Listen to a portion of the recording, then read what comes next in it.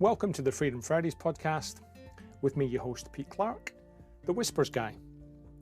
Work seems to expand to the time that we give it.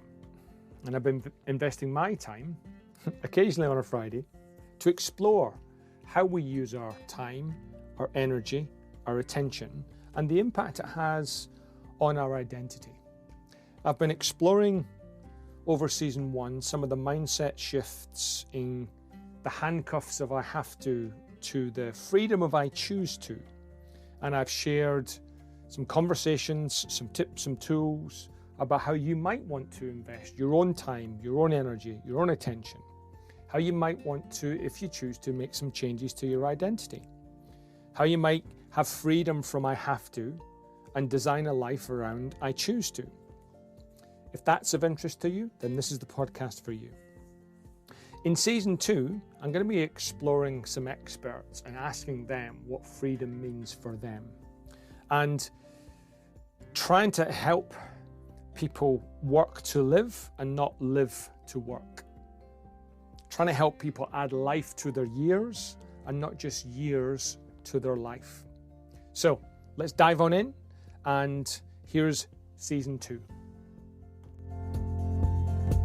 Welcome to this week's episode of the Freedom Friday podcast. I have a special guest today, Steph Clarke, and this is going to be a little bit indulgent for me because one of Steph's, she's been telling me offline, a bit of a hobby, although I'm sure it's a bit more than that, is she curates books and insights for people. And if you've listened or observed anything I've done over the last 20 years, you'll know I'm a bit of a bookworm as well. And so I'm really, actually, this might be a very private, on the side of the wall conversation about some of the books we've all loved, but I'm really looking forward to this. So Steph, welcome to the podcast.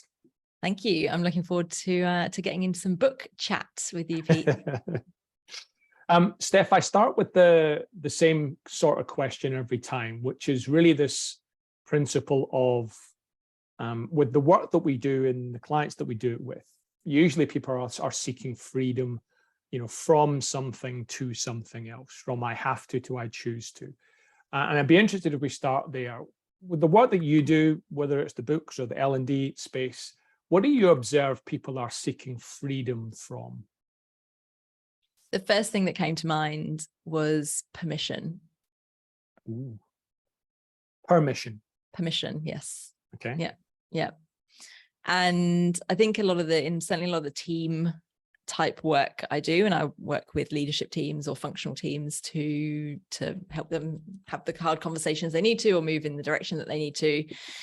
And yeah, there's so much in there in the conversations, and same in the learning. It's sort of pure, would call probably the pure learning space or the learning reimagining space as well. Is this sense of I can't do these things because I'm not allowed, I've been told no, and so much of that is perception rather than reality as well.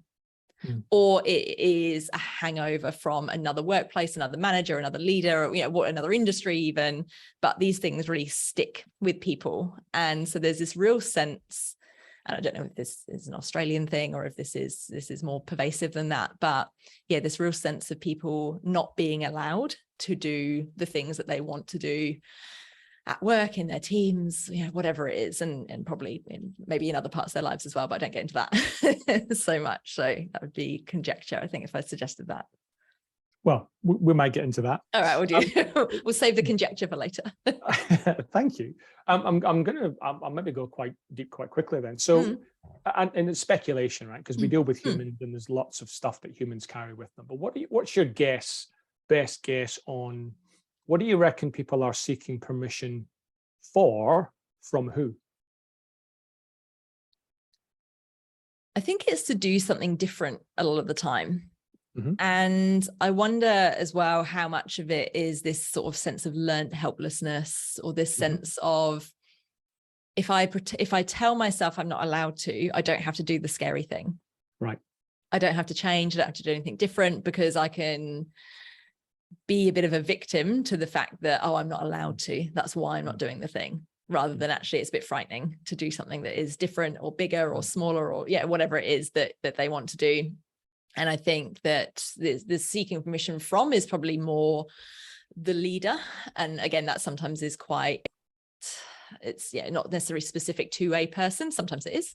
And sometimes that is absolutely, that is the case. And you've got someone who's a real micromanager, whatever it is. But I don't know, I think sometimes there is still that case of, just because someone is a micromanager doesn't mean you still can't do something and try something and see what happens and experiment around that.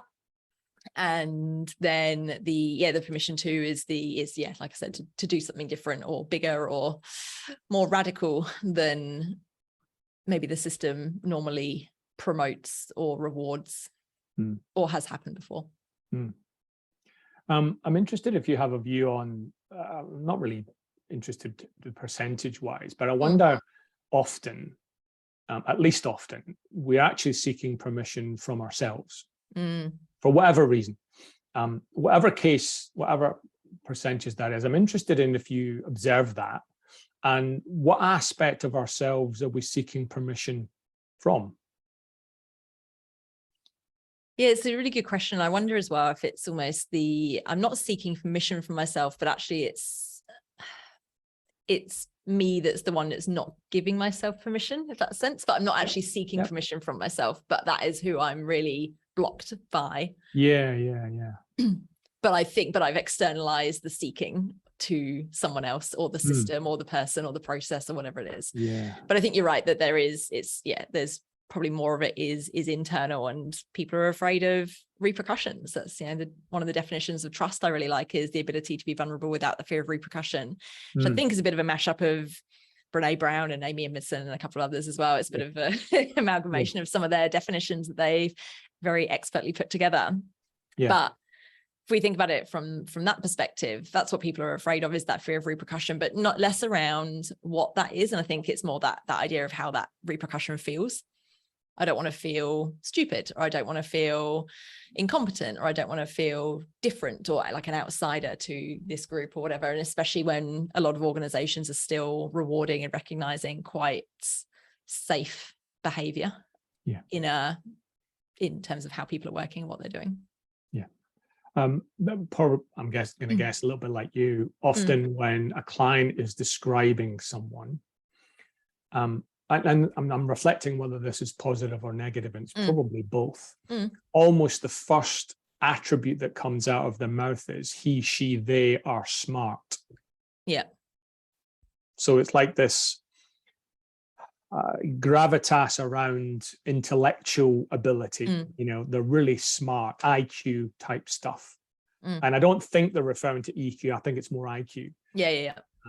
And so I'm getting, I guess that would be a safe thing to reward, because there's a certain benchmark required to get in the organization, the function, the department, the team, whatever it might be. And so we're still, it seems, rewarding that aspect. Would you agree? Have you observed that? Yeah, definitely. And especially in the teams I work with, and this is probably more where it fits in the sort of team and the learning side of things, is we're still recognizing, rewarding, and therefore promoting people based on their technical expertise, putting them into these more leadership type roles, or management then leadership type roles, and expecting them to be great at all of the other stuff and all of those types of things that everyone's seen. We've all been there ourselves probably as well. But then also this sense of, or this challenge then that, a lot of the feedback I give to leaders is that the leadership team you've got, be it that, and it's normally probably more so at that functional level rather than necessarily at an organizational level, though certainly not exclusively, I do see it in both, is that actually you haven't really got a group of leaders in your leadership team. You've got a group of people who are really great at what they do. They're good, they're nice people, all of those types of things. They're smart, like you say, but they don't necessarily have that leadership maturity to challenge things, to do something different, because that's not why they've got to those positions. They've been there, they've got there because of the stuff they've ticked the box on or done well at, rather than for what they've tried and what they've probably messed up but learnt from. That's not the stuff that gets people promoted, unfortunately. In most places, again, there's obviously exceptions, and that's good, and hopefully that is changing to an extent as well, but I think we're still promoting and rewarding people based on what they know, what they can do. And the irony is often, therefore, you lose two people. You lose the expert in the field, whatever domain that is, and then you get the motivated amateur. And it depends the client, it depends the relationship, but often if I have a bit of a rant, I make a suggestion in my broad Scottish accent to people leaders that if you haven't understood a little bit of human psychology, if you haven't read anything about behavioral economics, if you don't understand how behaviors shift and how habits develop, and if you haven't read Brené Brown, Cialdini, any of those things, you do not deserve the role of being a people leader. Yeah. And they go, oh, right. Oh. Yeah. I'm in the middle of, actually, this morning I sent off to print a workbook that I'm doing for launching a people leader program next week. Actually, it's the first session. And yeah, we're getting into a bit of that. And around just this sense of, this is something you need to continuously develop and you need to invest in. This is not something that you are going to walk out of these, certainly not the first session, certainly not the third session, certainly not the stuff we're going to do afterwards, and be fixed or be done or be learned. This is something that will take practice and an investment of your own time, energy, effort as well. If this is something you want to progress your career towards as well, because that's not for everyone, and that's okay as well. Maybe you can help me actually on this, because what I'm struggling sometimes to get through to clients that content covered isn't content learned. How do you overcome that? How do you help clients to see that, you can go on YouTube and get the content, you can buy the book and get the content, I can do a PowerPoint deck and give you the content. That is unlikely ever to change anyone's thought processes, mindset, behaviors, habits, etc., etc., etc. Yeah, but people want the content. Yeah. And I struggle with giving them what they say they want versus what I suspect partly they need, and it's the application of that and the experimentation and the testing, etc., etc., etc. Do you have any ways in which you help clients understand and see that content isn't necessarily learning? It's a really good question. It's one I still am, like, pretty much every week I am having some kind of existential crisis about, for that reason, because all right, I need to, you're in good company.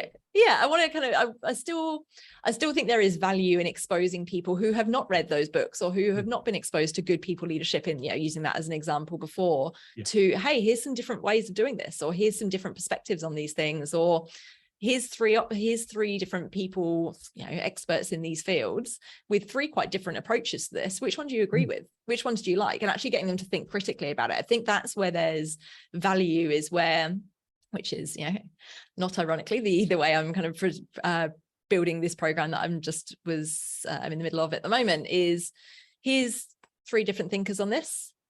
This one thinks we should throw feedback in the bin. This one thinks it should be structured this way. This one thinks it's more principles than framework. What do you like? What do you like? What do you not like from those? What do you think is radically incorrect? What do you, actually getting them to debate some of that as well, and actually come up with their own perspectives. I think there is value. I think there is, because that's not done. And I think this is where we then move more towards and again, it's a bit of a buzzword and I don't really like it, but that kind of more social learning. We're actually going to learn more from each other from that debate than we are from me being like, and here is the feedback sandwich, which obviously I do not condone. And that's one of the conversations, is that goes straight in the bin, is the feedback sandwich. But, so actually getting people to think about that, teach each other, see what they've heard before, see what they've learned, see what they've picked, those types of things. And then actually adding a piece into the session, which I'm hoping they're not going to be listening to, because this is going to be a surprise in the session, is an open and kind of open source part of the session as well, where actually everyone has the opportunity to put something up on the wall and they're like, actually, I want to run 10 minutes on, this is something I've seen before, this is something I've tried before. So they can actually teach each other as well. It's not just content with an agenda that I've come up with as well. There's an element, there's probably 40 minutes of that at the end of the session as well. Yeah. So I think, this is kind of answering the question, but I think it's then also coming up with a more blended approach. So it's not just workshops in a room, people coming in and being passive and absorbing stuff. There's an element of those things where it's like, hey, let's come and share some ideas and think about what is relevant nowadays, what we've seen, what we might want to put in the bin that we've seen before, what actually just doesn't hold up anymore. But also then think about what's the follow-on, what's the coaching, what's the ongoing nuggets of information that they can be exposed to, like, hey, here's an article about this, like, hey, here's something else, like every couple of weeks or whatever, and then giving them coaching access. Because I think that's the big difference, I think, for a lot of people, is that they then go off and they can't use it because they're like, well, how do I, which is exactly the point you're making, so how do I actually do this, how do I do the thing? by giving them access to my time or your time, whoever it is that's the kind of host or sponsor or facilitator of that, being like, right, you've got how many hours of access to my time, you can book it in, here's the link anytime, within reason, probably not 2 a.m. but this, and then we will work through how you're actually applying this. And using coaching and those types of things as well to do that, because that's where the rubber will hit the road, is how people think about the problem they've got, and then actually think about how to apply what they're learning with the thing, with that, and with the other individual in mind, because that's where, again, we had the complexity of what works with one person doesn't work for another. I've come across the expression one size fits one. Nice. Which I think is part, I have an education teaching background, which from an education curriculum perspective, absolutely is the case. And you could argue, I would argue, it's the same with diet. It's the same with all sorts of aspects. One size fits one. There's kind of general principles, maybe. I'm interested, if you wouldn't mind, and forgive me if I'm springing this question on you. I'm sure you've thought about it, but I'm interested in your first thoughts. Going into a people leadership role, as we've talked about, kind of off the back of my rant about you should be doing, if you were to recommend, before you get the role, as you get the role, and I know it's ongoing, are there any principles, books, authors, domains that you think are prerequisites for the complex arena of dealing with and managing and leading people? Oh, Pete, I'm glad you asked. You haven't thought about this forever, you waited like 15 minutes to ask me for a book recommendation. I'm ready. I'm ready for this one. Actually, funnily enough, this morning, just on LinkedIn, I posted there are 2 books I think that every manager and leader should read. One of them you've actually already mentioned is Dare to Lead by Brene Brown. It's deep, it's slightly abstract in places, and I think it would be a real challenge for a lot of people, and not from an intellectual perspective at all. I mean, from oh wow, this is very different to what I have seen as leadership, to what I have believed to be what good leadership looks like, and what is the new definition. And I think for all of us as practitioners in whatever domain you're in, we absolutely have an imperative and a responsibility to keep updating what is good, because I mean, I was looking through some content the other day and just thinking about this feedback module I'm delivering as part of this people leader program. And I was like, wow, it'd be so easy for me to just be still rolling out the same feedback models and things that I've been seeing for 10, 15 years or whatever. And there's so many more interesting ways of now thinking about that are now available. So anyway, so Dare to Lead, I think is absolutely one of them. And then the other one on so that's the more like the people leadership side, on the actual kind of, I suppose, line manager or leading people, and maybe leading an element of task in that as well, is 4 Disciplines of Execution by Chris McChesney and Sean Covey, and about 5 other authors as well. It's quite a big project, that one, I think, that looks of it. And that one's really around getting things done, because so many organizations struggle with execution and, by extension, discipline. So, and focus within both of those as well. So I think actually, if you can balance the two, and I think that's why they balance each other quite nicely, because they're very complete books. There's loads of books available, fantastic books about thin slices of the people leadership experience, or the people leadership type roles and responsibilities. But I think those 2 are just really nice catch-alls. Like, if you want to get things done, if you want to lead people well, like, these 2 are great books for that. Okay, thank you. What would be number 3 that didn't quite make the top 2? Ooh, good one. I think it'd be something a little bit different it'd be something like The Art of Gathering by Priya Parker, which is a book I recommend all the time for all different reasons. But I think when we think about leadership and organizations, they really are a gathering of people. And I think there's a lot in that book that as leaders, we could be thinking about why are we bringing these people together for this meeting at this time? What is the purpose? How do we create an environment where that is possible? How do we think about the physical environment we're meeting in? How do we think about who's inviting? All of those different things. So I think that one would be a close one. Another one would probably be something which is actually a recent read, which maybe it's why I've got a bit of recency bias for it, but I think is, as an alternative, would be something along the lines of Brave New Work, which is by Aaron Dignan, and is all about self-managed systems and how to design an organization that completely breaks all of the tropes and systems and pretty broken ways of working that we have grown up with and exist in the vast majority of organizations, which are still based on this, Ford 1800s model, which is everything else from that time we've pretty much put in the bin. There's stuff still lingering around, unfortunately, from a societal perspective,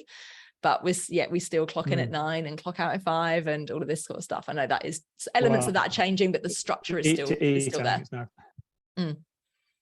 Yeah.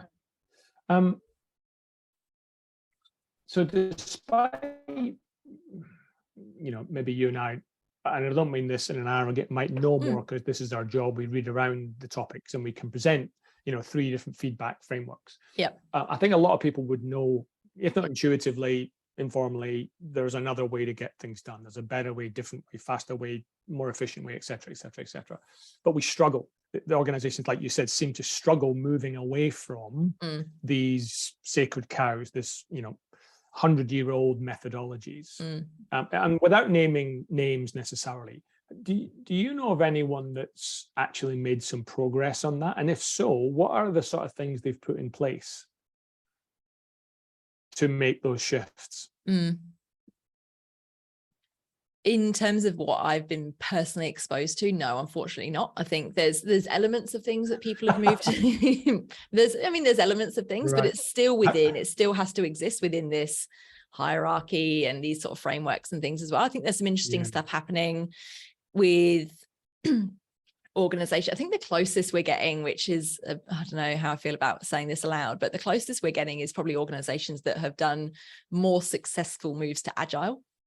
And this, I'm not an agile practitioner. It's not my field of expertise, but I've been exposed enough of it to kind of be semi-dangerous with knowing what it looks like and all the rest. I think that's probably the closest we're getting, is organizations that have been brave enough, I suppose, to go, you know what, this whole hierarchy thing, these people do these things all the time, that doesn't work. Let's actually break that model and have slightly more fluid ways of bringing the people together, spinning up teams, splitting them back out once the project's done.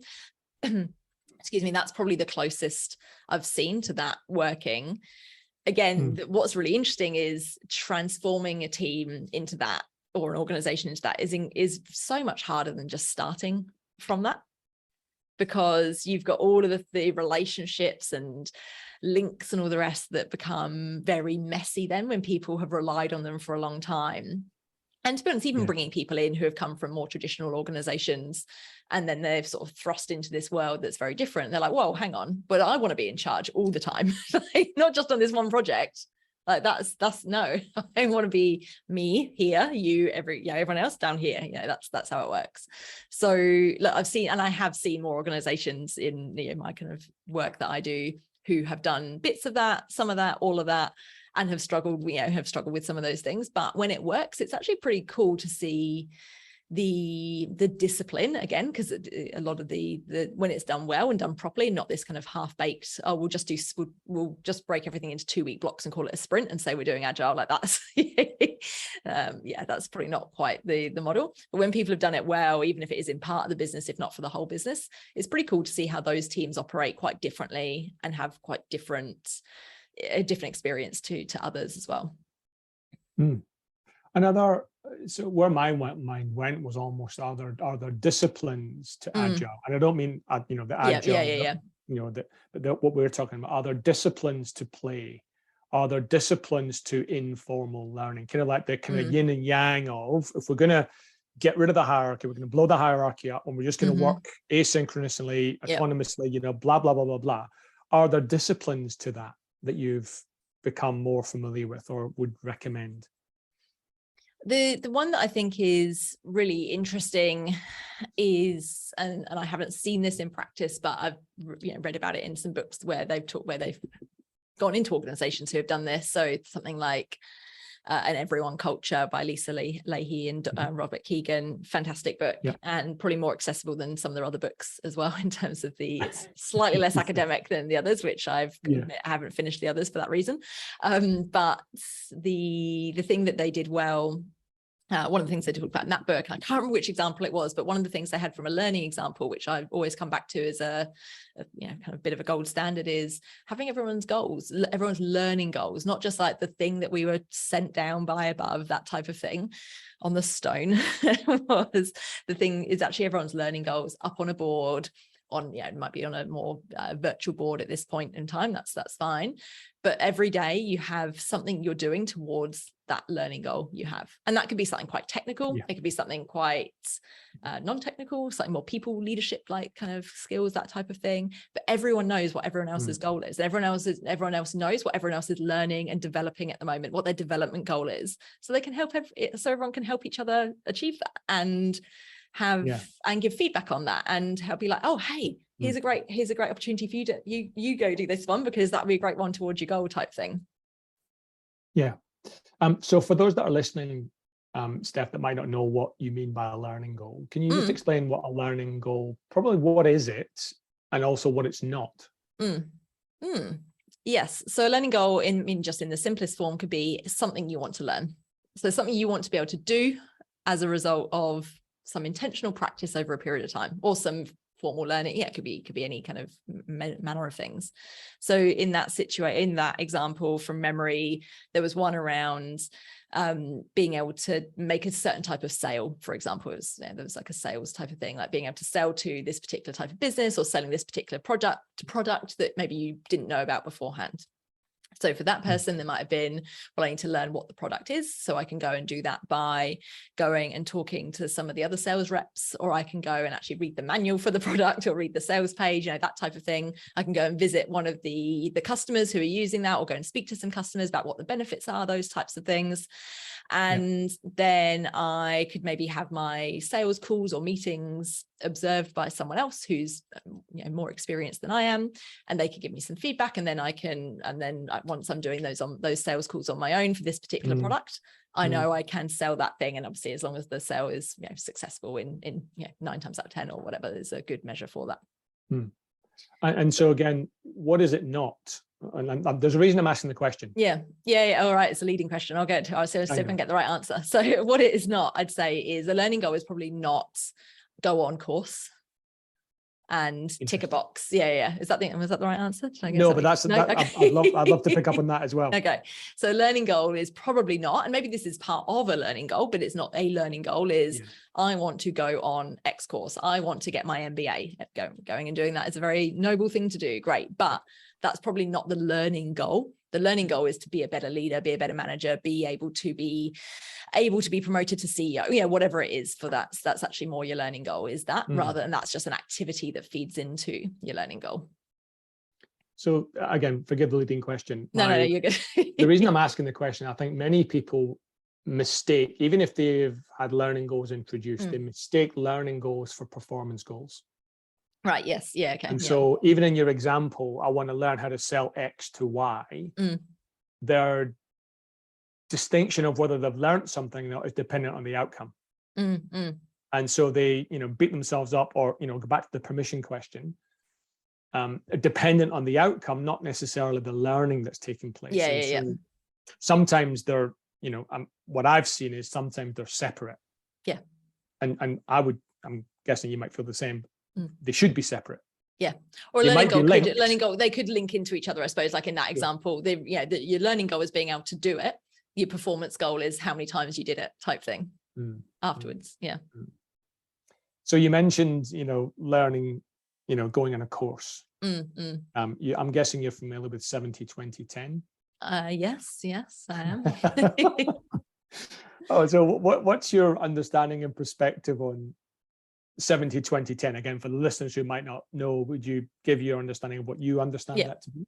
Yeah, so 70-20-10 is the old L&D type thing that is thrown around as a good L&D curriculum, or whatever it is, whatever program, whatever you want to call it, has 70% experience, 20% courses or formal learning of some description, and 20% coaching, and 10% formal learning. And your perspective on it? Look, I think it's one of these, is it George Box things of all models are wrong and some are useful type things. And look, I think as a starting point, it's a useful reminder that not all learning comes from a course, and actually that should be, in some ways, the last thing you're thinking about, maybe. Yeah. But it's also the sort of thing that can very easily be probably weaponized into, oh, well, we haven't got exactly 70% of this or 10, that type of thing as well. And then it becomes a bit of a tick box rather than actually a useful guide or framework or principle to think about how are we creating a rounded learning experience for people. And the problem is as well is it's, one of the problems we have in organizations is that L&D can be the people who are called in when something goes wrong because, oh God, we need to train everyone better because one person makes a mistake and we now need to punish everyone. So that's one problem anyway. But it then becomes this, and then we sort of forget that suddenly actually the business or the organization or the people on the ground have actually got a responsibility on the experience part, which is the most of the learning. Now, some places are set up to do that fairly well. They're set up actually in more of a learning academy type model. The professional services generally do that fairly well, and there's a pretty structured approach to, you go through the ranks, you learn these things, you're coached, you get feedback, again, not always in the best way, or there's obviously, it's not perfect, but but then that sort of sometimes gets forgotten when then it's just like, oh, well, learning didn't do this, or we didn't do the course, so therefore how could anyone possibly learn type thing.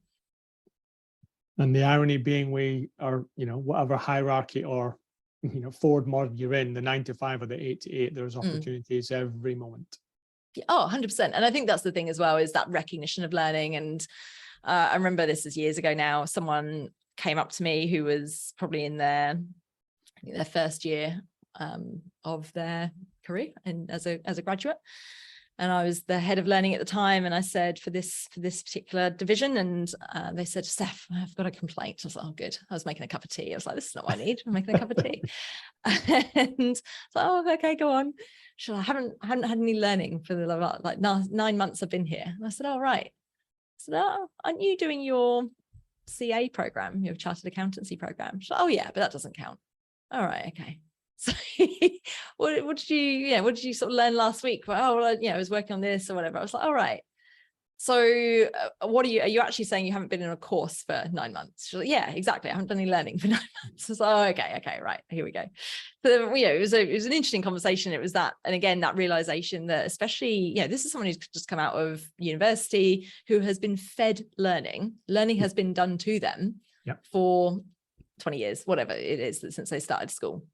Because that's what we think learning is. And love your thoughts on that as well as a former educator, or that as your background as well, because the education system just doesn't seem to set people up well for that more self-developmental learning. And the times that people tend to do that are usually at times when, oh God, something's gone wrong and I suddenly need to learn something because I need to get a new job, or I need to, whatever it is that's happened, or I'm about to get demoted or not promoted because of my gaps in knowledge or something. Yeah, I mean, scaling this is a really tricky, challenging, gnarly problem, but the kind of just in time and just enough aspect. If I'll blow a tire on my bike and I don't know how to do it, that's when I need the YouTube video right there, if I can be bothered, because the easy way is to go, right, I'm going to give it up, or I'll send it to the bike shop. I'll outsource the learning, as opposed to doing it for myself. And what I'm wondering, and I'd be interested in your views. Thinking of the audiences that we deal with, the organizations, small, medium, large, individuals who are keen to grow and develop. Do we have an education problem? And I don't mean formal. Do we have an education problem? Because so often I hear even the most experienced HR and L&D professionals talk about something and everything as training. Makes me very sad.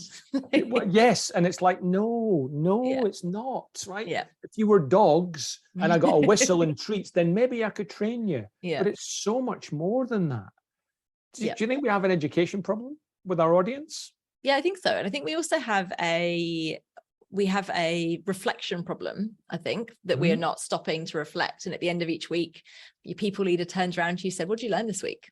I mean, how great would that be? I mean, maybe this is like this utopian place that I'm imagining, but I don't know, that I know it does exist particularly in more self-managed teams. Like that is part of the process. And I know actually this is something that happens a little bit more in teams that maybe have the sort of discipline or the framework or structure of things like sprints and stuff like that. Because at the end of the sprint, you do a bit of a retro, and that should in some way cover, and sometimes it does, sometimes it doesn't cover some kind of, what did I learn? What did we do wrong? What did we test and learn, that type of thing. Yeah.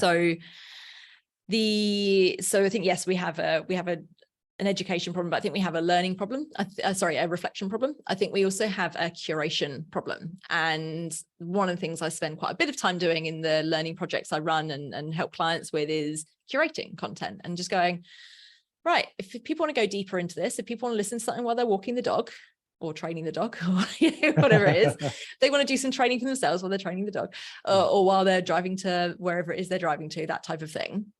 Here's a podcast to listen to. Here's a YouTube video. Here is a book recommendation. Here's my summary of that book if you don't have time to read, that type of thing. There we go. It all starts to link in. But also, or for clients who, a number of clients have got access to things like LinkedIn Learning, stuff like that, just going, all right, these three, and I don't always do the whole thing, but, I can usually tell pretty quickly which ones might be good based on the teachers or the people running them and things like that. Hey, here's 3 LinkedIn Learning courses if you want to go and actually take these ideas a little bit further, or here's some different perspectives on the stuff we've covered during this program or this session, or whatever it is that we're doing. So it gives people a sense of being able to choose their own adventure. And I think this is the other thing as well. There's such a big gap, and this is where I get a bit ranty around. There is such a big gap between the learning experiences, and I use that very, very broadly in its broadest form, that people are exposed to every single day in the world, and what they are served up at work. Yep. And that piece on personalization is hugely different. And again, like you said, the scale is hard. When scale is hard, personalization at scale is hard. But that's when automation and stuff needs to come in and help. We need to actually be using really good technology. And I think a lot of organizations are like, we've only got Microsoft, good luck, that's, and everyone cries a small tear. And then the other thing is around the ability to personalize, but also to pick and choose that just in time when we need it as well. I need to know how to give feedback to someone, just using that example we've used already. I need to go learn how to do, there's a course, but it's happening in 6 months time. Great.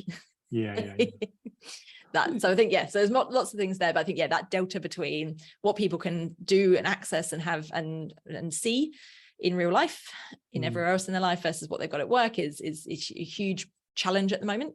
And then the ability to personalize at scale and break it down into so it's accessible when people need it. I think there's an irony in what you've said, and I concur in that. Imagine you and I were sitting down at the beginning or the end of the got ready to, and I said, Steph, or you said to Pete, what have you learned this week? I reckon because of this attention deficit economy we're living in, as the recipient of that question, whilst I'd love to have that conversation with you over a wine or a beer or a coffee, our brain's going, right, what do you need to hear? I learned this, that, and the other. Can we just get on with it? Because task. There's no time for reflect because I haven't got the time. And the irony is, I think, and I've been suggesting this to almost every client who listen, is that I believe strongly that learning is a competitive advantage. If you know how to learn, you're unstoppable. That's the quote. Write it down. Write you learn that how down to learn, before I forget you're it. unstoppable. So even just on that, are the things you've come across that help people learn how to learn? I think a bit of role modeling is useful. People can't be what they can't see. And I think there is some of the best leaders I've worked with have been voracious learners, readers. And again, they don't have to be doing a course every week or, anything like that. That's not, but also that breadth, like choose something you're interested in, go and learn how to make sourdough. Maybe actually that's a bad example in 2020, but something else. Okay. Something else, but something that's not reminiscent of the last couple of years, but yes, go and learn anything because and just spend that time just going, oh, how is this useful to my job as a salesperson, whatever it is, because finding those, and I think it was in one of Dan Pink's books, I might be wrong, it might be, maybe it was David Epstein's Range, which is a fantastic book. I love that book. But in whichever one it was, they were talking about how the ability to think in analogy and metaphor is really useful. So being able to, it must have been in Range actually, because they're talking about how you can bring in different perspectives or different views from other disciplines into other disciplines is an incredible learning advantage as well, because you're then being able to not just learn from different things or different skills, but actually to then think about, if I've been doing ceramics the last couple of years, that's one of my learning hobbies. It's being like, how is shaping this clay like shaping a person? Or like learning, or whatever it is. So being able to kind of think about those things, or the fact that in ceramics, one of the things I loved, which was a real kind of like, oh, cool, that's a cool like analogy or link, is in the middle of the studio I go to, there's what I call the slop bucket of shame, where when your thing goes wrong, you peel it off the wheel and you go and chuck it in there, big splash, and everyone, someone will see you do it, and then inevitably someone will look up and be like, oh yeah, we've all been there. Kind of give you the kind of like the warm the warm eye roll type look, and we've been there together. I had to throw one in there a minute ago, that type of thing. I just think in an organization, that slot bucket of shame would be out the back. You'd have to walk through all sorts of corridors to get there, and it'd be a real cloak and dagger thing to go and put it in there if you'd made a mistake. No one would sympathize with you. It'd be a real you'd have to go and hide it. Whereas in the studio, it's in the middle of the room, everyone sees you go and go plop, put it in there, and it's a bit of a celebration in some ways of that one didn't work, move on to the next one. I'm probably paraphrasing, but I believe that Buckminster Fuller said to master metaphor is to master life. Oh, nice. I like that. Which I love. And, again, if I can somehow use things in parallel, things at the edge, things that are completely the opposite to help people, as you said, how does reading that book help me with managing people? Not the content, but the process I go through and all of that sort of stuff. Yeah. And I'm convinced that everyone is desperate to learn, but we don't reflect. We don't give ourselves the time. The systems are not set up. Leaders don't know how to do it well. But if somebody did it properly and spent some discipline, not a lot of time, but discipline time on it, it would create daylight between them and the competition. Absolutely. And I think the biggest thing actually, and this is probably in your wheelhouse as well, Pete, is one of the best things you can do to learn is to teach. Like any opportunity you have to teach, and yes, there'll be you probably do this all the time anyway. You'll teach someone how to access something in a system, and you started to get off the ground, that type of thing. But any excuse to teach something is a learning opportunity, because you learn so much more by teaching. And there's great organizations around. There's one called Laneway Learning certainly here in Melbourne. They are expanding a little bit into some of the other states as well if you're in Australia.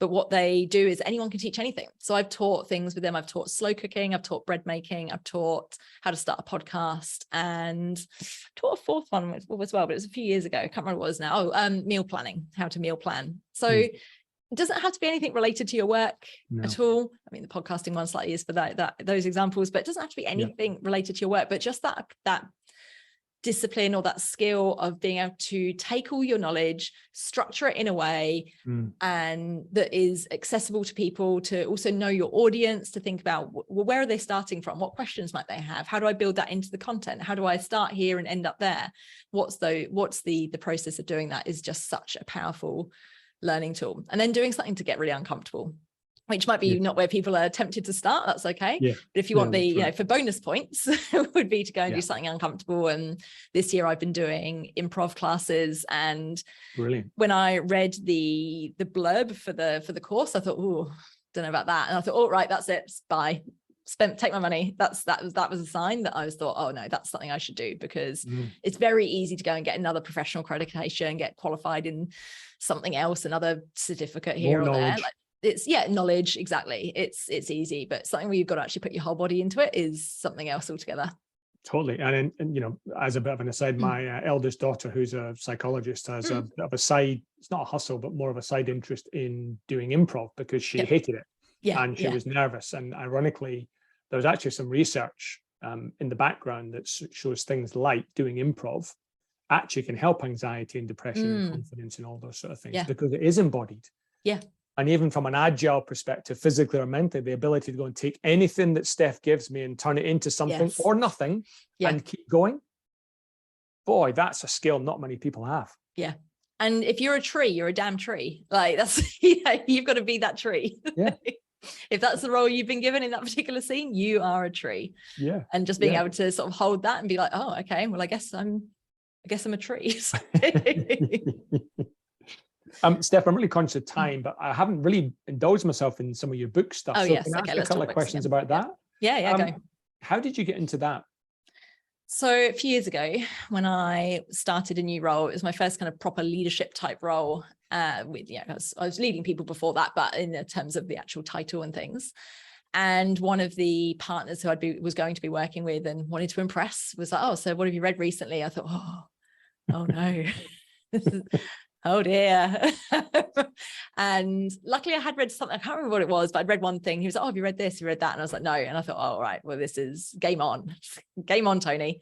So I thought, so then I went and read loads. And then I got to the point where I'd read loads and I tend to do things by half. So I read lots, and people were then like, oh, Steph, what book do you recommend for this? Or what would you recommend? Or what was this book like?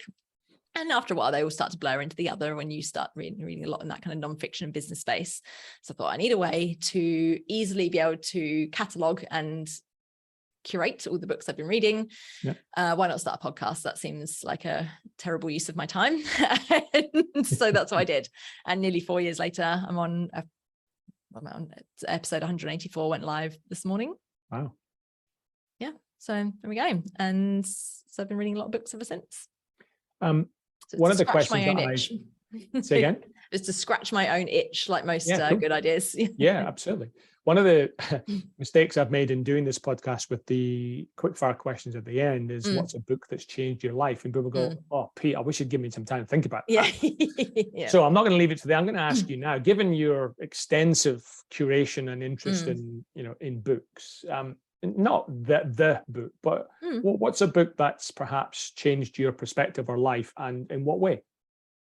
I think it would actually be one I've already mentioned. So it would be Priya Parker's The Art of Gathering. And I think I read it at a time, and I think some of these things, it's just timing, isn't it? I mean, genuinely, it is a great book, but it also came at a time when I was really thinking about what's next in my facilitation work that I'm doing? Like, how do I level it up? Like, where could it go? And it was the book that I read. I thought, this is the work I want to do. It is the facilitation of bringing, and I love the learning part of it as well, but that kind of delivery element of learning, or of bringing people together.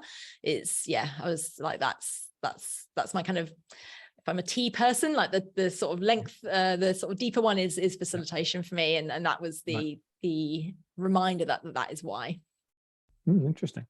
Any book that you've put down within a couple of pages you thought, nah, not for me?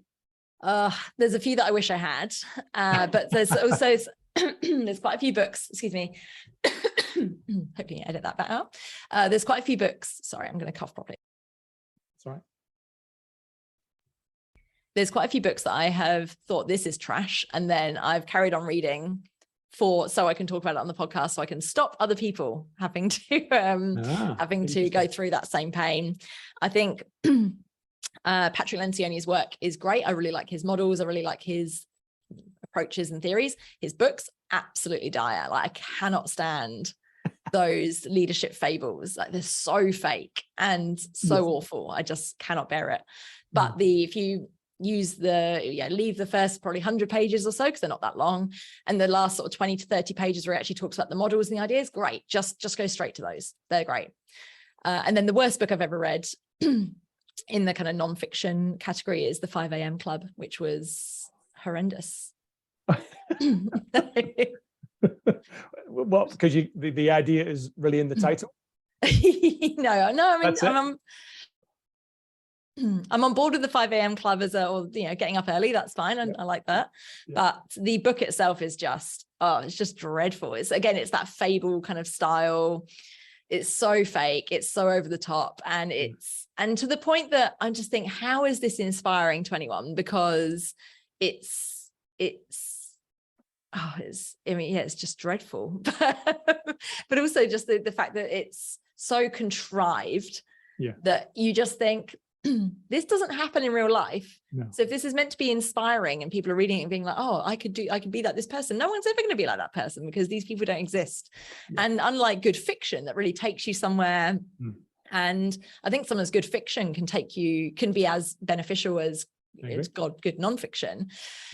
But good fiction that can take you somewhere and show you a different perspective, or show you someone else's life, or show things that maybe you just wouldn't have access to is great. But that kind of trite, kind of made up fable kind of stuff in that kind of nonfiction category is just diabolical. In my personal opinion. Yeah. I'm so glad and grateful that you went there. It would be so easy for you not to, but I'm really glad you did. Do you believe everyone's got a book in them? Yes.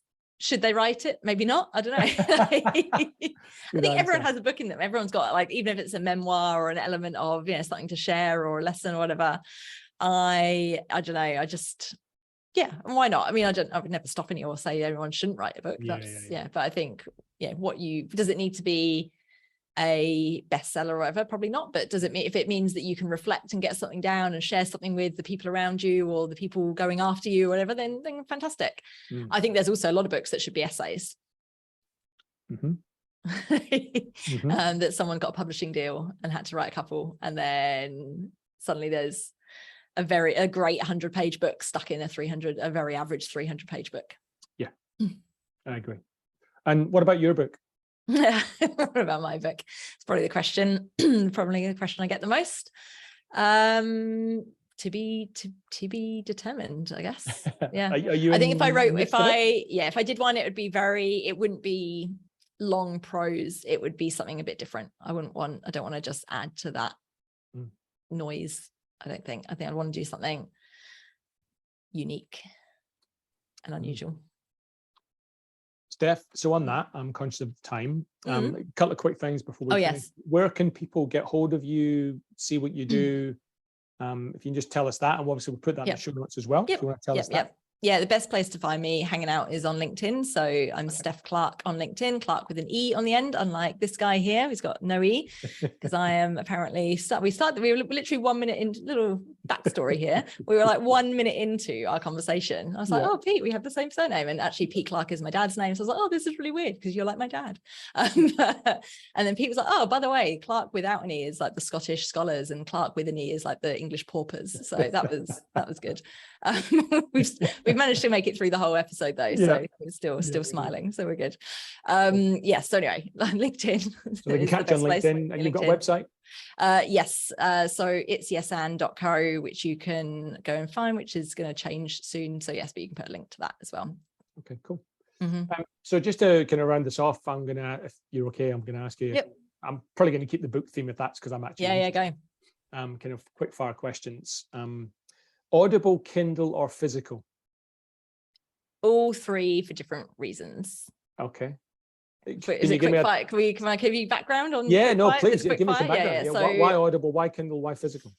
Audible really only for autobiographies read by the person, typically. Memoirs, that type of thing, because I fall asleep listening to audiobooks, and I like to make notes. And I find it really hard to make notes listening to audiobooks. I like to read. I'm quite a visual person, so I just find the stuff doesn't stick. So if I'm reading something because I want to learn from it, it has to be. I love listening to audiobooks that are autobiographies that I'm just going to enjoy it and enjoy the story. Kindle, because it's just more convenient. So that's my kind of go-to. I normally buy things on my Kindle first and read them that way. And then if I'm like, actually, this is something I want to reference a lot more, or actually lend out to people or take to workshops or anything like that, then I'll buy the physical copy as well. Yeah. Right. Okay. Physical copy, keeping it clean or scribbling notes all over it? No, scribbling notes. Folding pages, scribbling notes. Yep. I don't always scribble in all books, but I fold pages all the time. Yeah. Yeah. Yeah. Me too. Nothing sacred for me. Well, I can't tell you how many people I come across go, oh, you can't do that. No. That's what they're there. Back to our permission question. That's what they're for. Yeah. Yeah. Yeah, I'm with you. What's the first book that you remember buying? Ooh, first book I remember buying. I can't remember buying. And I don't mean as a child. I mean, in this. Oh, okay. Yeah, okay. Probably, I think it was recommended to me that we got it, and I can't remember if I ended up buying it or if maybe someone gave it to me. But its first one is probably Who Moved My Cheese. Yeah, you read that? Yeah, it was like early. It was probably 50. 13, 14 years ago. Yeah. Probably still contains some interesting metaphors to apply. I think it probably does. Yeah, probably, especially down around that permission piece, actually. Yeah. Are you start at the beginning, end at the end, or are you dipping in? For nonfiction, yeah, I tend to go all the way through. There might be some, like actually four disciplines of execution. I read the first section in the new version. There's been an updated one recently, which is the one I've got. So I read the first section, and then I kind of skimmed through the two sections, which is more around application for certain specific types of teams. So that one was a bit unusual. It's probably the first one I've done that for a long time. Fiction, I will skip to the end because I want to know where we're going, and I will read the last page. I'll read the first kind of, I don't know, quarter, and then I'll be like, oh, I wonder where this is going to go. Read the last page, be like, oh, I wonder how we get there, and then carry on. I'm a terrible human. Yeah, you are awful. Look, final question. It's a bit of a double-barrel question because I've just realized this might not be a quick answer, but I'm interested. Any book that you wish you'd written, or any book that we should have turned into a film? Oh, should have turned into a film. Don't know about that one. I might have to have the longer think about that one. The book I'd wish I'd written is probably some of the ones I'm reading at the moment around really radically rethinking work. So when I read the stuff by the Ready by Aaron Dignan, the Brave New, I'm looking over there because it's over on my bookshelf. Brave New work. I just think, I wish this was the work that I had done to get to the stage of being able to then share this with, being exposed to just very different ways of working. I just find that so, and I have done for quite a while, is think like anyone who's doing something radically different, I'm like, so good. Like, and especially that kind of system stuff, I find that really interesting as well. Like, how do we actually intentionally design ways of working or systems with discipline that allow us to actually do the work without the unintended consequences that exist heavily in the way we're working at the moment. An extra bonus question from me. Have you counted how many books you've got? Oh, not recently. No, I think I did when we moved. Yeah, I think I did when we moved house a couple of years ago. Because I was boxing them up. I don't know, it'll be a couple of hundred in physical form, and including like cookbooks. I've got a lot of cookbooks actually as well. At one point I actually had more cookbooks than nonfiction, like physical books. But on my Kindle, I don't know how many I've got on my Kindle, like probably 80, 100, well, probably over 100 I would have thought. So so again, another question, because I mentioned to you offline that I'm in a different location today because we've got some building work going on next door. Normally my background is my books in my little studio. I had them randomly placed, but my EA, what's wrong with you? My EA took up on herself to actually order them for me. Now they're in a kind of color format. Oh no, that's worse. So how have you got your book stored then? Obviously not either of those two ways, obviously. The classic, the library classic, alphabetical by surname, and then chronological, where I've got multiple ones by an author. So they'll go like older to newer, left to. So can you spot if someone's come in and been naughty and shifted books around? Yeah, or if I've just had a moment where I've forgotten the alphabet, that kind of thing. But also, like, I spoke to someone a little while ago whose, I think, granddaughter had put their books into color, like the rainbow kind of order. But he didn't know what color anything was. So the book, so he then had to like Google a photo of the book first before he knew how to then go and get it off, where to go and get it off the shelf. Yeah, well, because the irony is, I didn't realize at the time, but I remember the book by the color of the spine. Oh yeah, okay, yes. Okay. So actually, so without you, it actually helped me. Yeah. So if you'd said, Pete, have you got a book on X? I go, yep, that's a white background or a red spine or a black spine or a yellow spine, and go, here's the yellow books, the red books. So actually, it made it a bit easier. Yeah. No, I like my alphabetical one. I'm quite disorganized. Oh, I'm not. I'm a very organized person. I'm quite a messy person. So I think actually just having the books in a chronological order is some level of some semblance of non-messiness that I can muster up. Sign of a genius. I think, well, there we go. Let's leave it on that, I reckon. No more questions. Steph, I'm really grateful, one, for your time, and two, for just the authenticity in what you've shared. I'm sure anyone listening would pick up a truckload of knowledge. And of course, we'd both be poking them going, and how are you going to apply it? So again, thank you very much for your time. No, thank you. Thanks, Pete. And really good, interesting, different questions than what I've been asked before. So appreciate that. Cool. Bye.